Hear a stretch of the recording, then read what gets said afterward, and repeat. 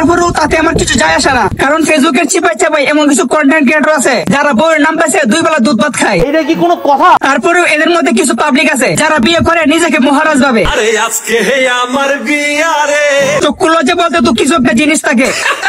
WhatsApp, তোমাদের কি অবস্থা? মাই নেম ইজ বাদশাহ, ওয়েলকাম ব্যাক টু বাদশাহ সাহেবের এলাকা। সোশ্যাল মিডিয়াতে অনেক ধরনের পাপি আছে যারা পাপ না করলে ভিউজ পায় না, অনেক ধরনের দান্দাবাজ আছে যারা আবেগ না দেখাইলে ভিউজ পায় না, অনেক ধরনের পাগল আছে যারা পাগলামি না করলে ভিউজ পায় না, অনেক ধরনের ছাগল আছে যারা মেয়ে না করলে ভিউজ পায় না, আবার অনেক ধরনের মাগিবাজ আছে যারা ডিভোর্স না করলে মার্কেট পায় না। আর এই সবগুলোর একসাথে যোগ করলে যেটা হয় সেটা হলো বাংলাদেশ ক্রিকেট টিম। 6টা ম্যাচ খেলেছি, 3টা জিতেছি, 3টা হেরেছি, খুব একটা খারাপ না। এই যে আমরা সুপার এইটে উঠলাম, এর আগে তো কখনো পারিনি। এক্সকিউজ মি, আমার সময় এতটা খারাপ হয় নাই যে বাংলাদেশ ক্রিকেট টিমকে নিয়ে আমার ভিডিও বানানো লাগবে।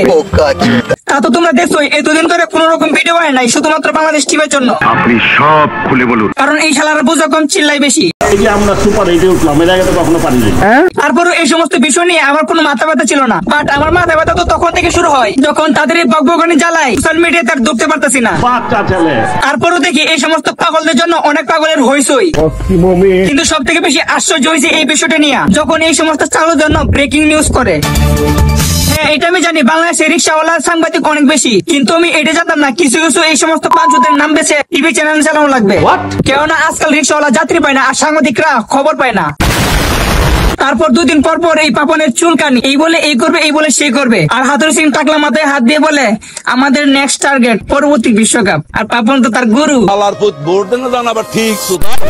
কিছু কিছু কন্টেন্ট ক্রিয়েটর আছে তাদেরকে নিয়ে প্রচুর পরিমাণ ট্রল করতেছে। অভিনন্দন মায়ের দোয়া ক্রিকেট টিম, অনেক তো বিনোদন দিছো, এবার ফ্লাইটটা ধরো।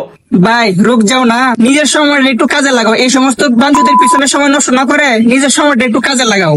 সত্যি কথা বলতে দোষটা ওদেরও না, আমারও না, আপনারও না, এই বছর সমাজেরও না। দোষটা হচ্ছে ছাগলের 3 নাম্বার বাচ্চার মতো যারা লাফালাফি করতেছে। এসব কি বলছেন আপনি? বুঝলেন ব্যাপারটা? কিছু সাংবাদিক আর কি মনটা চাই এই সমস্ত সাংবাদিকরা 3 বেলায় মারি।